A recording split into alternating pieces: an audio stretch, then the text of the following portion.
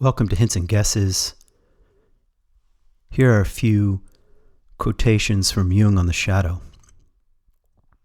The shadow is that hidden, repressed, for the most part inferior and guilt-laden personality, whose ultimate ramifications reach back into the realm of our animal ancestors.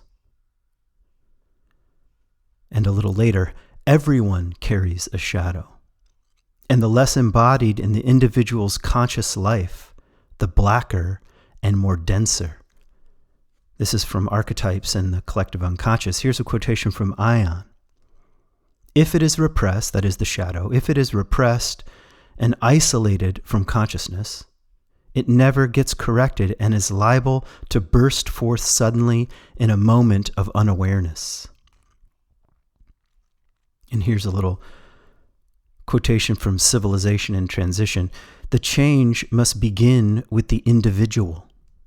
It cannot be expected from a higher authority, which is always a collective phenomenon of mass suggestion. Real change can only come from the individual confronting their own shadow. And finally, this is in a section, Psychology and Alchemy, or a quotation from Jung here. The shadow is the seat of creativity. And I want to talk a bit about the shadow. I have before, but I want to come at it from a slightly different place. In fact, I want to talk about the shadow and the prophetic imagination. Here's some more from Jung on the prophet. The prophet is a mouthpiece of the unconscious, compelled, whether he will or not, to utter what is revealed to him. The prophet speaks in the name of a power that is not himself. He does not express his opinion, or I might add, or anyone else's, or an ideology, or a position, but what he has been compelled to utter.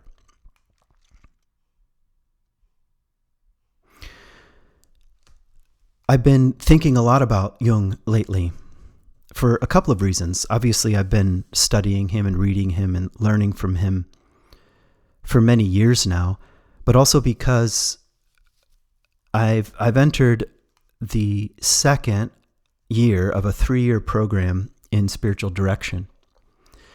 I took the foundational course a long time ago, almost 15 years ago, and I've been kind of sitting on the possibility of continuing year 2 and 3 with the Dominicans here in town for a while. And I have a spiritual director. It's been in my swirl of conversation and community. My wife's a spiritual director for a while, and it is a certain way of listening. And I've spent the last 10 years really deeply immersed in Animas Valley Institute in what we call soul initiation guiding, which is also a way of listening, a way of mirroring, a way of being present to the other, to a group sometimes in the wild world, but more specifically to individuals in what we call the descent to soul.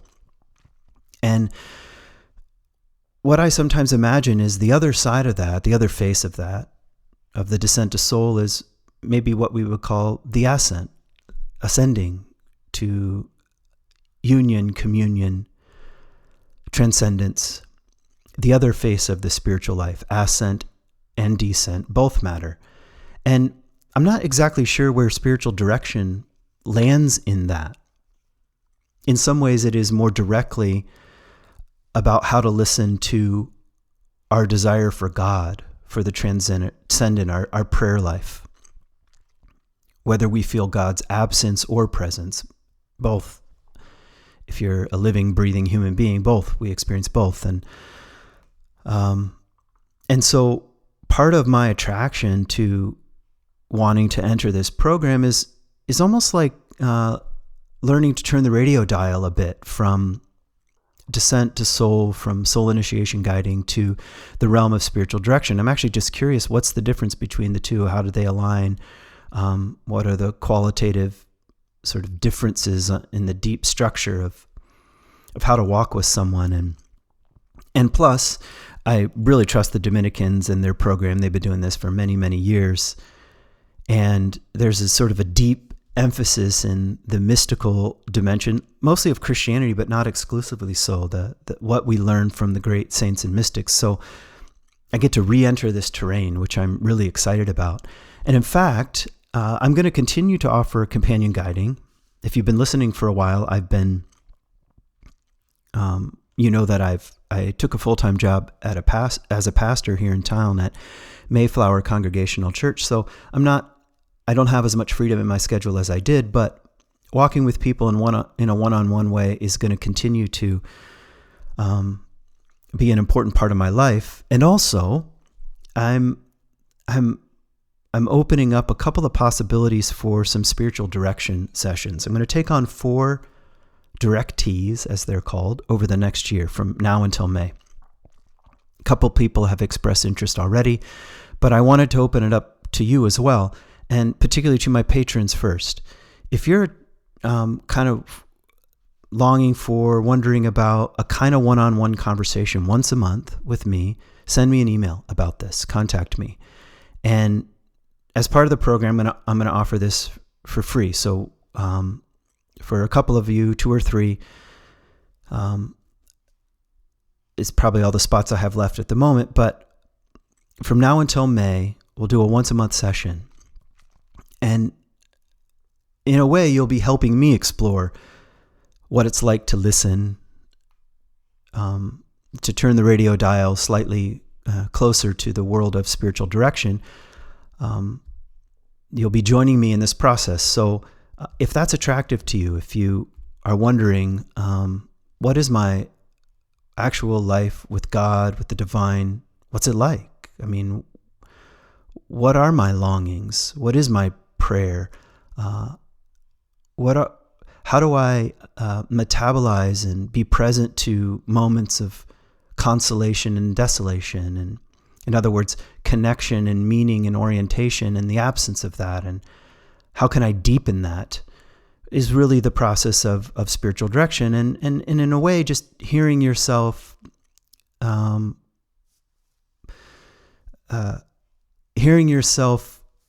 the right way of putting it? Come into relationship with the story that is your life. So if that's attractive to you, let me know. And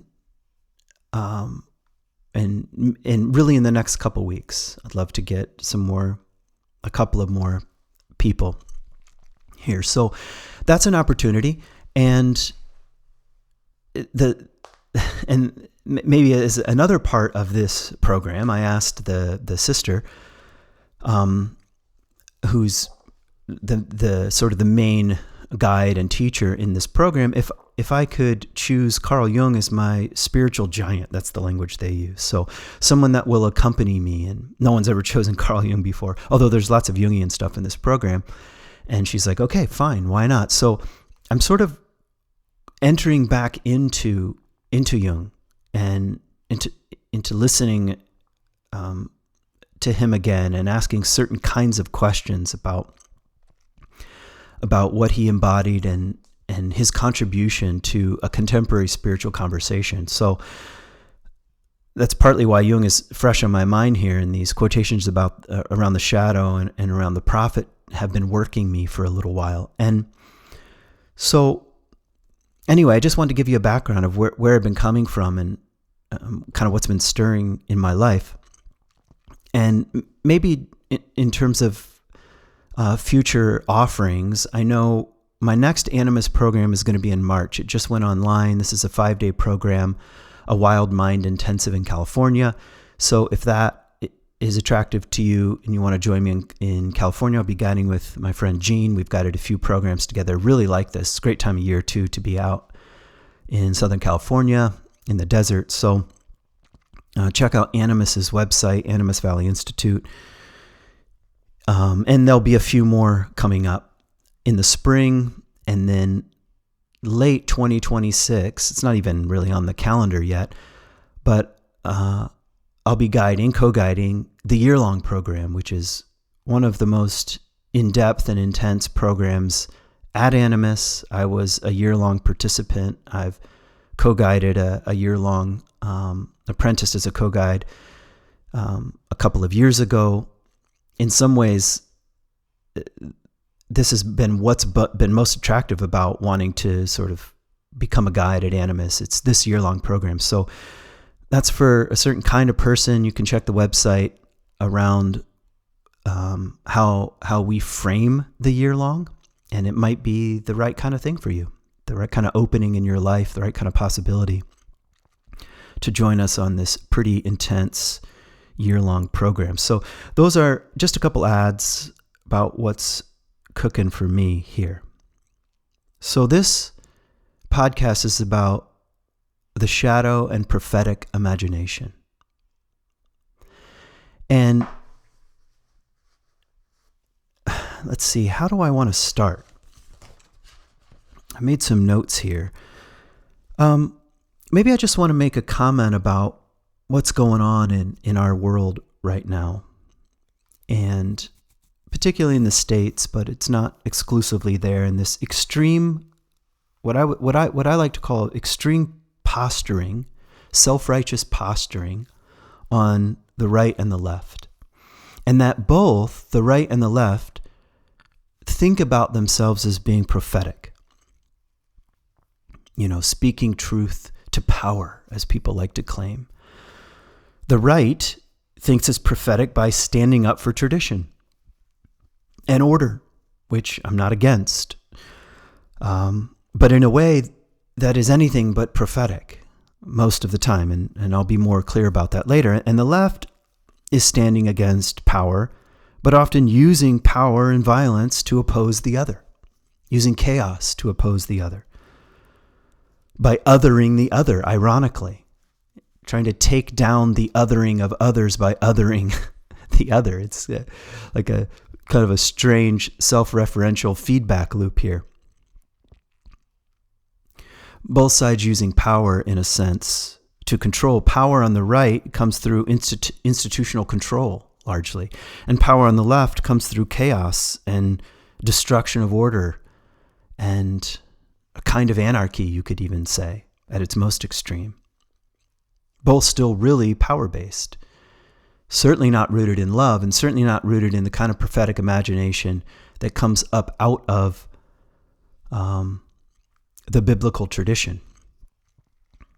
We know the most from the prophets, from the of the archetype of the prophet, from the Bible, really. I mean, it's not exclusively there, but sort of that's my area of expertise anyway. So it's kind of amazing, actually, that the Bible includes the prophetic imagination, because it includes its own critique.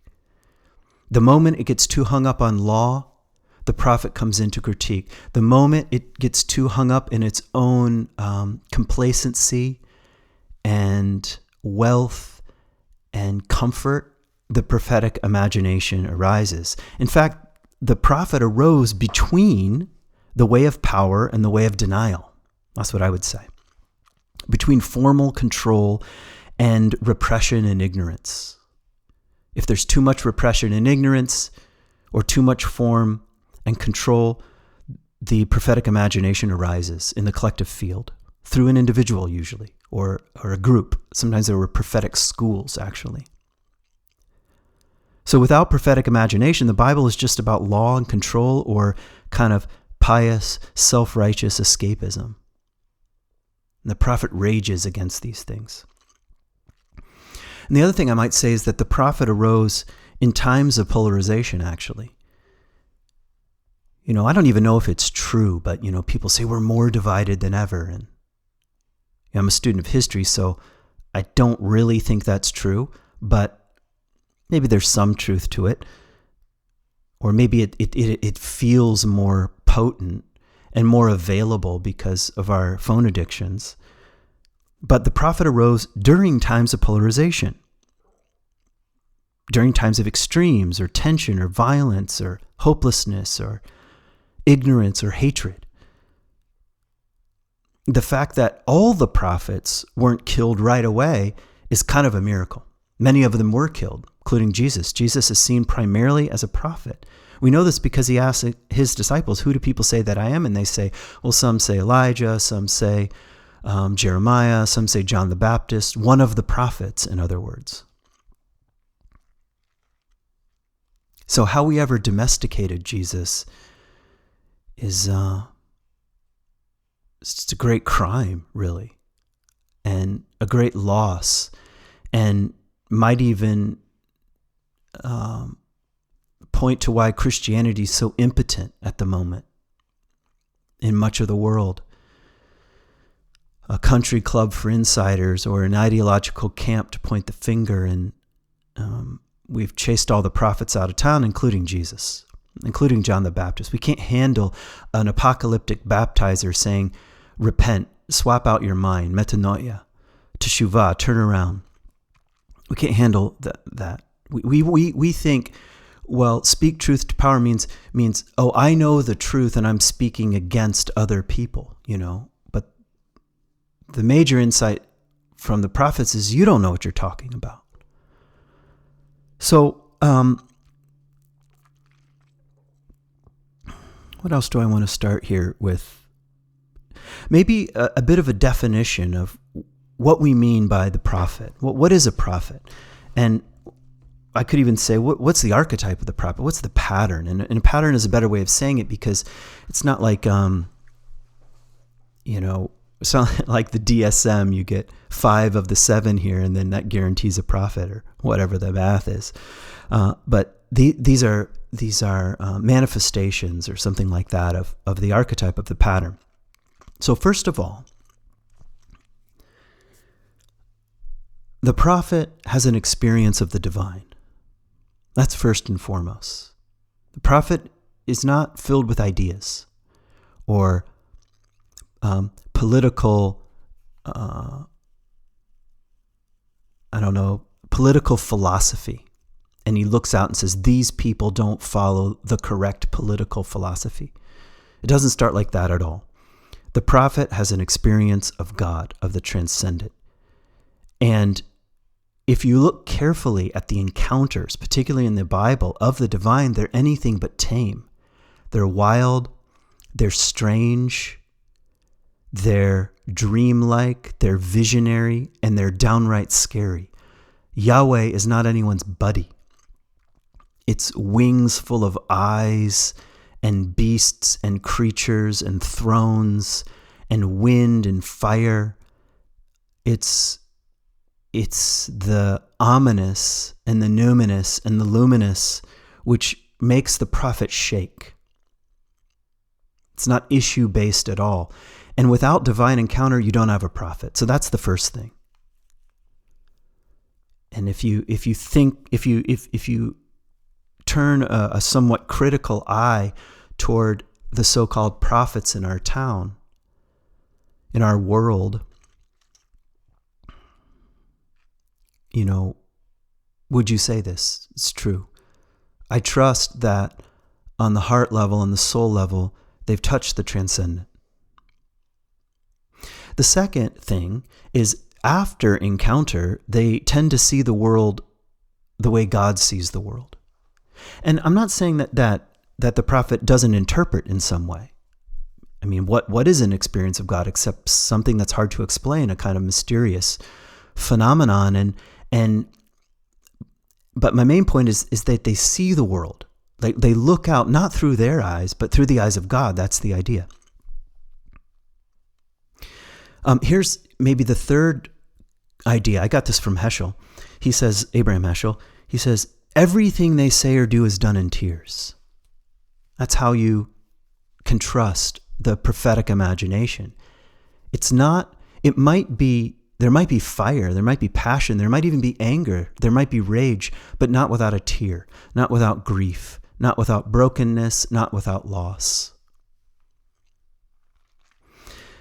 The next dimension here, I guess I'm on maybe 4 here, is that when they speak, it's in the great threat restoration pattern. Lots of threats followed by restoration.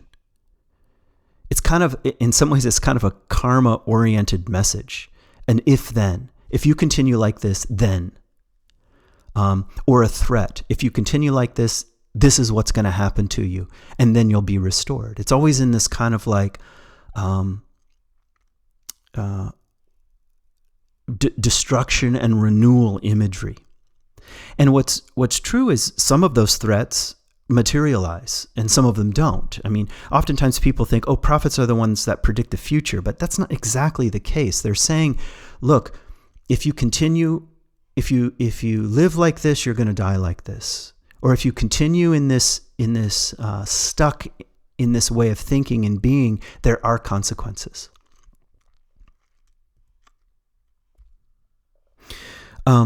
Maybe the fifth dimension of the prophet here is they stand between tradition and innovation, calling instead for transformation, not overthrow. It's transformation. The prophet, the real prophetic imagination, is interested in transformation. And if you heard the opening quote of Jung here about the shadow, I'll come to the shadow in a moment, but Jung's bias was that real shadow work begins in the individual. You have to see your own stuff. You have to repent, not just overthrow the exterior systems. And the prophet is neither stuck in tradition nor stuck in innovation, but between. They're between worlds. They see the value in both.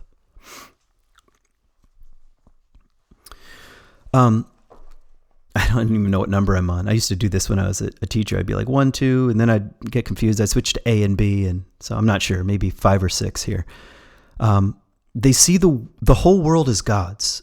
And maybe this is one of the most shocking things about the Hebrew prophets, because all religion, all ethnic-based religion, land-based religion, which is how all religions began. It was a localized deity who was interested in place. So the Egyptian gods lived in Egypt, and even if Ra was the sun god, I understand that. But the Canaanite gods lived in Cana. Yahweh was a desert god, and also the god of Zion, of Jerusalem, and the Mesopotamian gods were the gods of the two rivers, and so forth. But the prophets looked out, seeing, after their experience of God, after beginning to see the world the way God sees it, after shaking in their boots and shedding their tears, they saw the whole world as God's, the cosmos.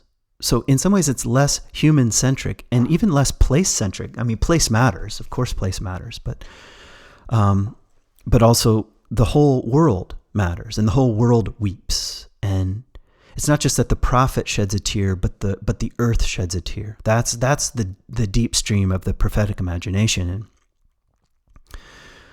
now, 2 more pieces here. I'd also like to suggest that the prophet was the first shadow detector. Shadow in the Jungian sense, what we don't know about ourselves, what's hidden in the unconscious. It's what's behind. It's like the best image of the shadow is, imagine you're looking at the sun, and as the sun is setting, and the shadow is behind you. And as long as you're looking at the sun, you can't see it. You don't even know it's there. That's the best, I think, image of at least what Jung means by shadow. And the prophets were shadow detectors. They were aware of 2 things: their own shadow, and then the shadow of others, followed by the collective shadow. And that's what they're always pointing out. Jesus saying, unless you take the plank out of your own eye, you cannot see clearly to take the speck of dust out of your brother or sister's eye. It's plain right there. Straightforward teaching on the shadow. You have a plank in your eye and you can't see it, and it affects your vision, but you don't know it. That's the domain of the prophetic here. And here's the final piece, and it's kind of related to point number 1, which is the prophet experiences the divine, and you'll see how the divine and the shadow kind of hold hands here. Like if you look at the opening few passages of Isaiah, maybe chapter 6 I'm thinking of, Once Isaiah glimpses the terror and glory and majesty of the divine world, a glimpse, of course, through cultural lenses, the way he was raised, language, imagery that would have been familiar to him. Here's his first response. Woe am I am a man of unclean lips. See, the tears are entering. What comes out of my mouth is unclean. That's the first response. That's when you know you're dealing with a prophet. I don't know what I'm saying. My mouth is corrupt.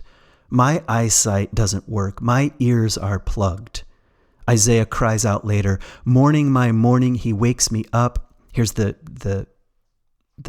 cultural background translation of the next line. He chisels out my ears.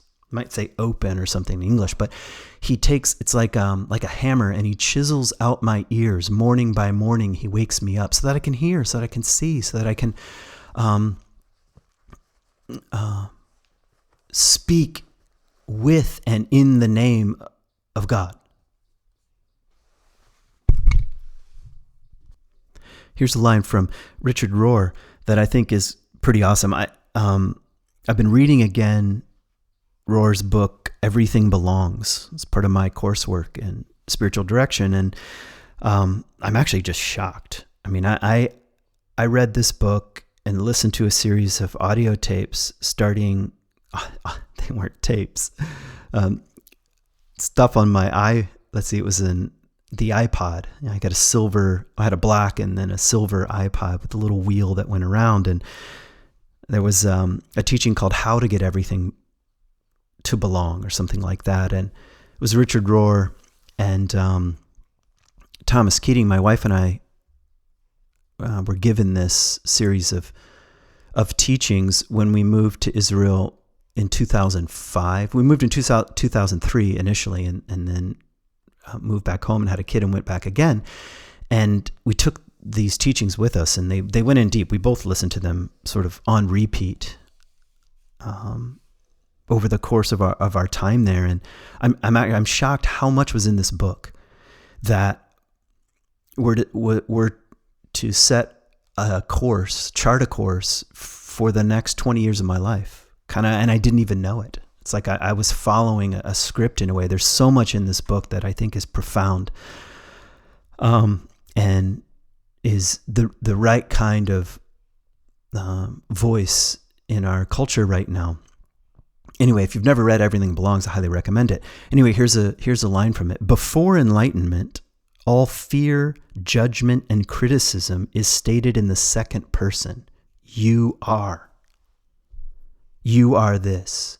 Or I might change it slightly to they are. That's what I hear most of the time. Well, they don't get it. After enlightenment, we join Jesus on the cross, and all criticism is henceforth stated in the first person. We are. We are. I am that which I hate.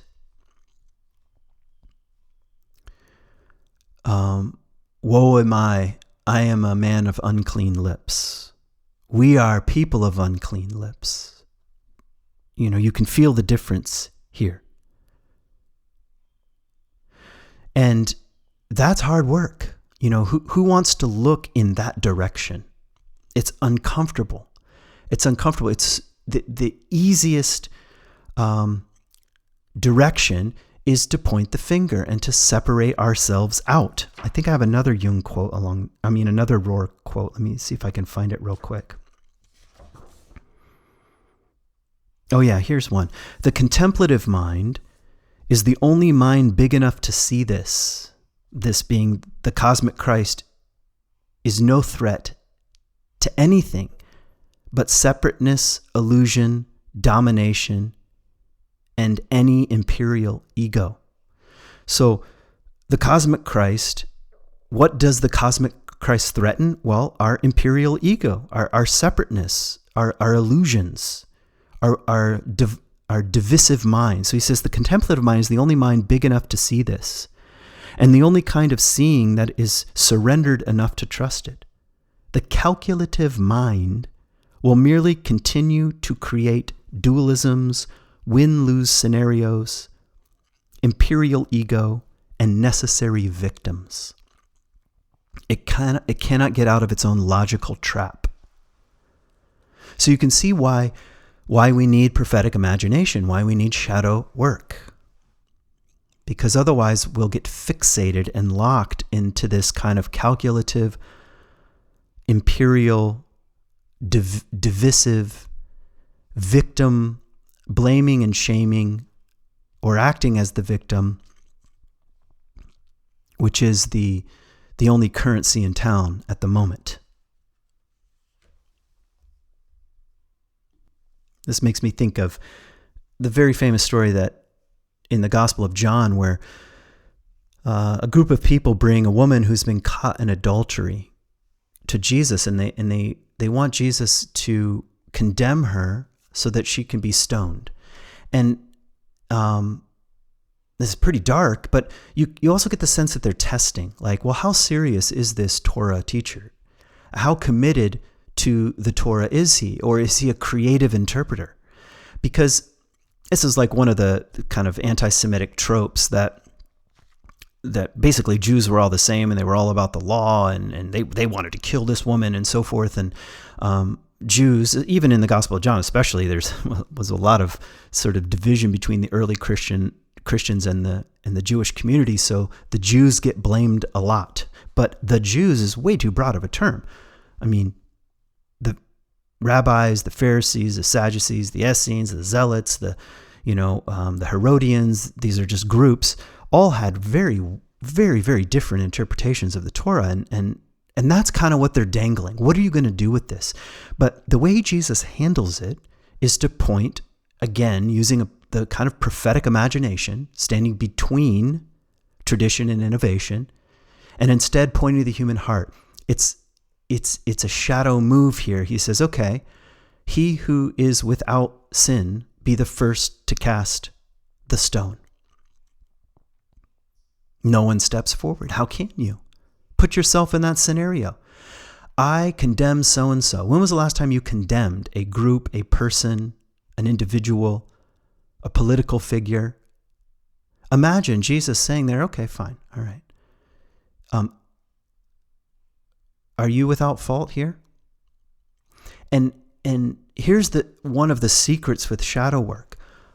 What most irritates you, almost without question, is the thing that's in your shadow. The one thing I know is I'm not like fill in the blank.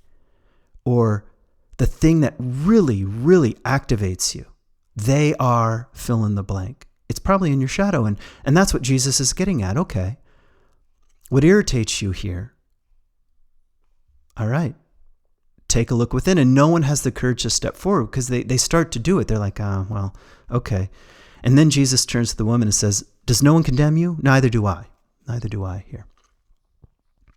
So this is the prophetic imagination at work. And the accusation, I think, the accusing voice is particularly potent in the Hebrew mind because the word Satan means accuser. Maybe you've heard that before.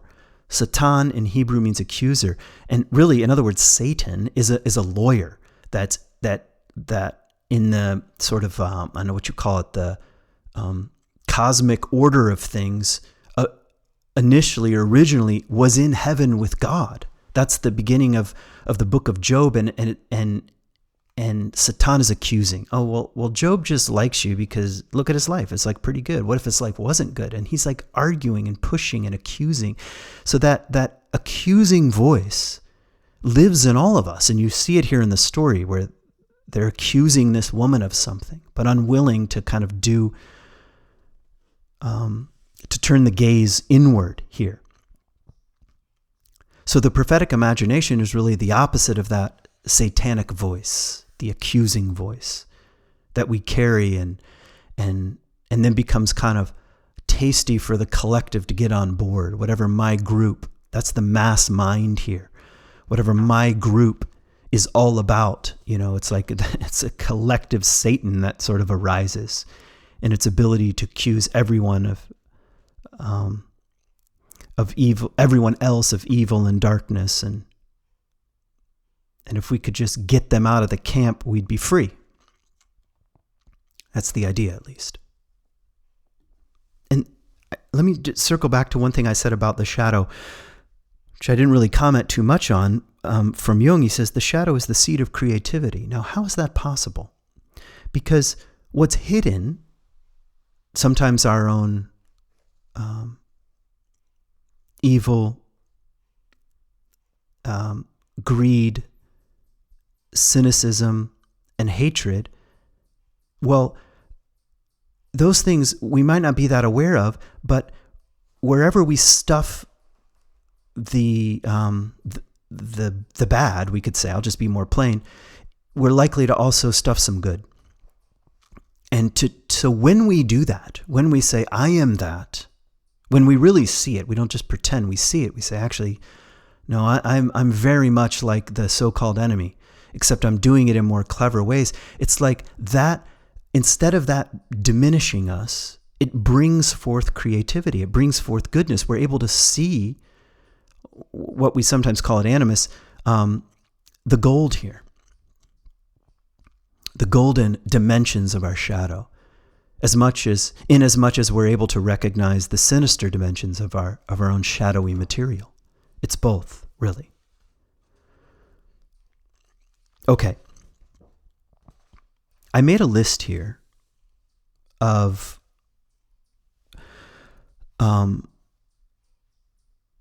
what this could look like, because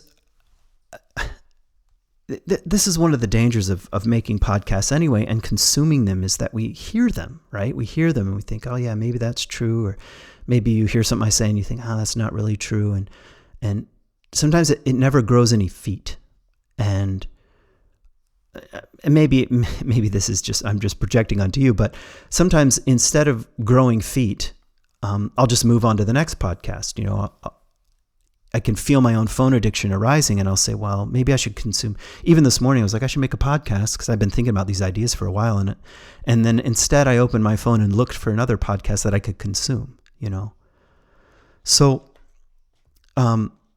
in the realm of the shadow and prophetic imagination, I came up with a list of 7 possibilities here that can help pull us out of our own narcissism, I hope,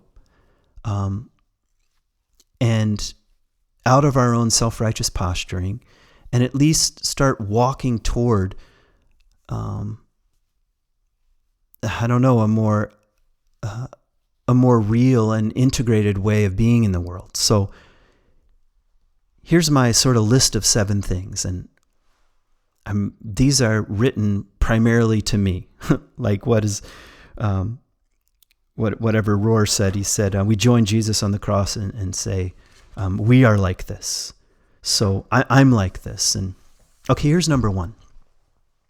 What if we stop name calling?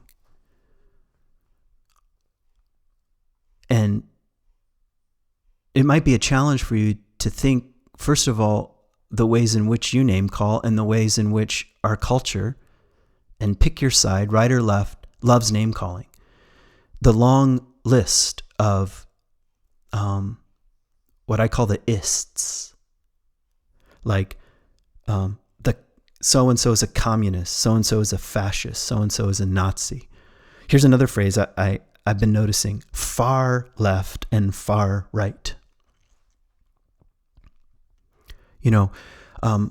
Because as soon as I hear that, I can dismiss that. They're on the far right, I can dismiss them. Or they're on the far left, I can dismiss them. It's name calling. And you can tell when you're name calling if your ego is hooked, if you're kind of really attached to the other needing to be your category. So maybe instead of focusing all the energy on name calling, we just said, I'm just not going to do it. I'm not going to name call anymore. That's really hard for me, actually. I enjoy name calling. So that's number 1. Number 2, what if we stopped the fear-based accusations?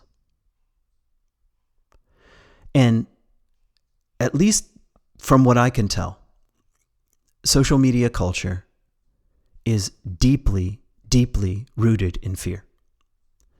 And is filled with accusations, filled with that satanic impulse to accuse the other, rooted in fear. Well, what if we just stopped? Like, is this a fear-based accusation? In other words, maybe this is a kind of a subcategory of that. Can you separate out the human being here from the idea? Because there are lots of ideas that I don't like and that I think are poor or underdeveloped or even wrong. But as Jung says, human beings don't have ideas. Ideas have human beings. We get possessed by ideological positions. And what we end up doing then is confusing the human being with the idea. We can't separate that out. And then our accusation of that first person becomes deeply rooted in fear. They are the problem. If they continue, our entire democracy is going to collapse, something like that. So it's kind of like retraining. Can you listen? Can I listen for the argument here? That's hard to do, actually. It's hard to do. Okay, number 3. Maybe we should get off drugs. I primarily mean social media. It's a drug. It's 100% a drug. And we know that. It's like, you don't need any data from me. It's a drug.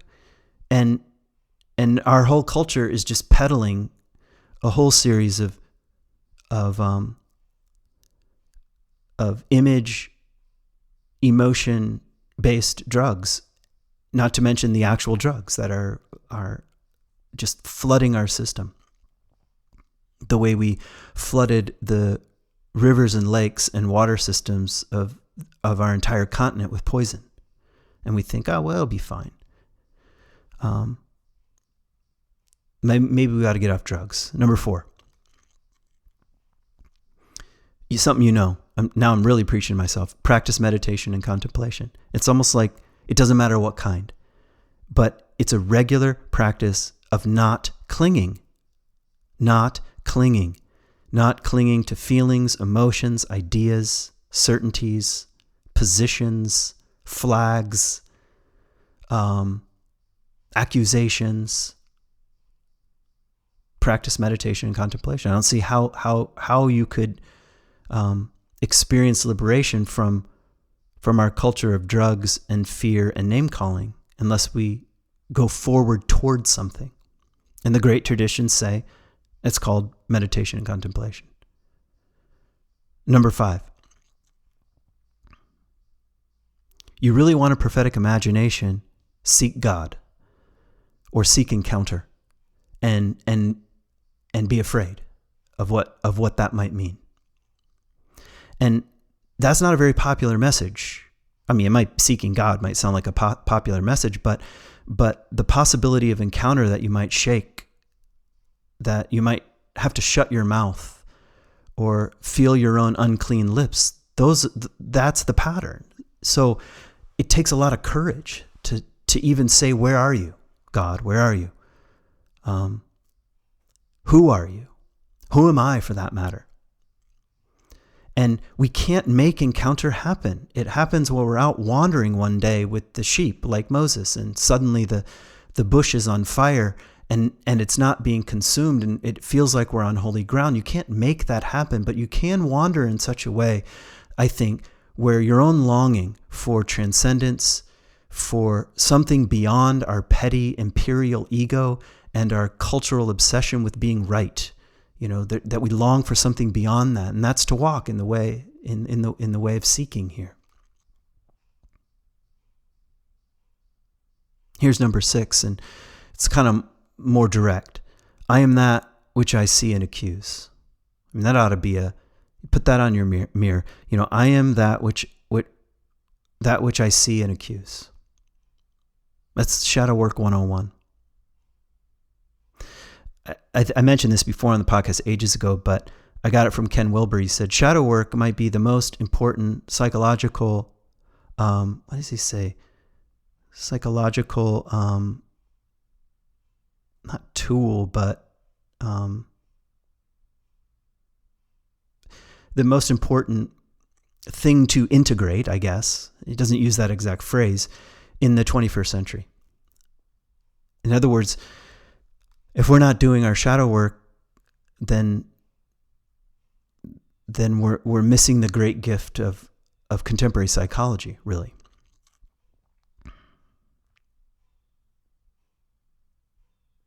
And if we can't say, I am that which I see and accuse, we can't actually get around to sorting out the seeds, to seeing the speck of dust in our brother's eye, or to whatever, speaking truth to power, or all these things that we ordinarily associate with the prophet. We can't turn to the group or the nation if there isn't an honest look in the mirror. Here's number 7. What would it be like for us to shift our consciousness from the other to the neighbor? You know, this is, of course, in Jesus' greatest commandment, to love God and love your neighbor, which was his way of saying it's the same thing. It's the same thing. And I'm not good at it, obviously. I would prefer to keep others in the otherness than to think about them in the neighbor, at least in the way that Jesus is inviting us to see the other as a neighbor. And here is where I want to end. I want to end with something from St. Ignatius. And this quotation really irritates me and is not my disposition, really. But I think it's pointing to something. And it's pointing to something that's extremely countercultural at the moment. Here's what he says. Every good Christian ought to be more eager to put a good interpretation on a neighbor's statement than to condemn it. First of all, who talks like that? Every good Christian ought to be, like we're, can't have any shoulds, can't have any oughts. Well, actually, I think there's a powerful difference between should and ought. Ought is that kind of compelling, conscious-driven, ethical demand that comes from within. I ought feels a lot different to me than should even. So every good Christian ought to be more eager to put a good interpretation on a neighbor's statement than to condemn it. God, if we could only do that, think how the temperature of our political and social discourse would be turned down, to seek the good in what other people say. Further, he goes on, if one cannot interpret it favorably, one should ask how the other person means it. Well, imagine that. What did you mean when you said, help me understand where you're coming from? Because I can't hear anything good in that right now. Maybe that's my problem. Help me. What did you mean? Sometimes that question alone, that's a good part of spiritual direction. Like, well, what do you mean when you say this? Or, and then sort of a door opens. Here, and he goes on. If that meaning is wrong, so he's pretty old school. Some things are wrong, some things are right. If that meaning is wrong, one should correct the person with love. I can't even think of an example of that anywhere in the public domain. I've barely seen it in the personal domain. Oh, I think this is wrong, but I would like to correct in love here. And if this is not enough, one should search out every appropriate means through which, by understanding the statement in a good way, it may be saved. Wow. Making every effort.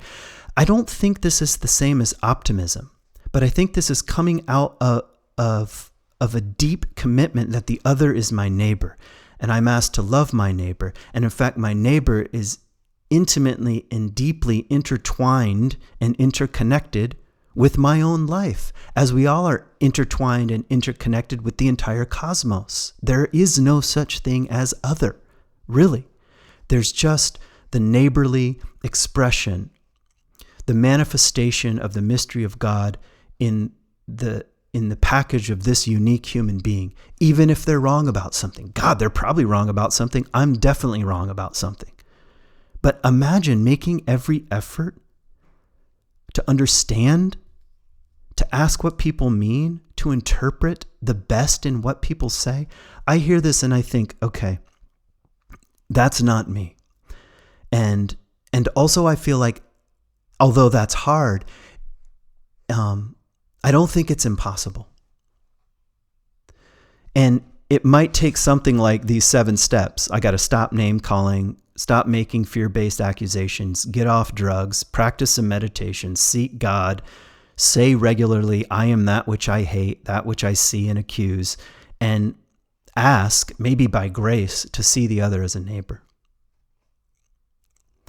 Instead of an ideology, a position, whatever, fill in the blank. Some kind of ism or its or whatever. And I think in doing so, we begin courting the prophetic imagination. We begin in doing the very things that the prophets were inviting us to do, which is take a look in the mirror.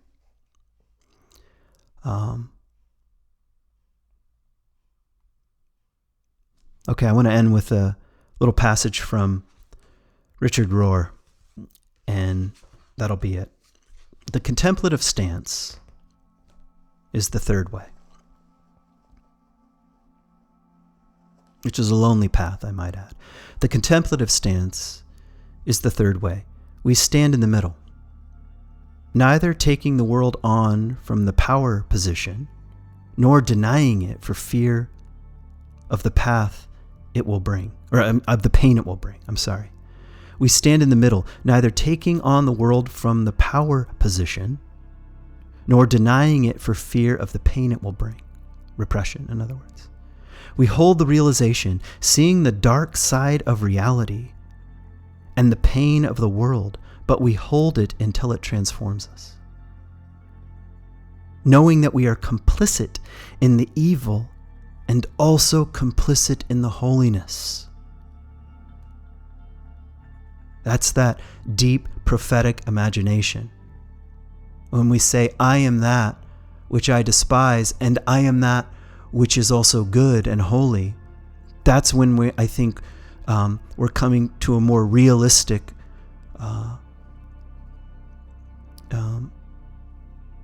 and prophetic way of being in the world. Once we stand in that third spacious way, neither fighting nor fleeing, we are in the place of grace, out of which newness comes. Like what Jung says about shadow being the realm of creativity. Here's Rohr again. Creativity comes from here. And when we can finally do a new thing for the world. See, I think that's the great invitation at the moment, to stand between, which might mean we get pulled apart. Do you know how many times I'm accused in liberal and progressive circles of being conservative?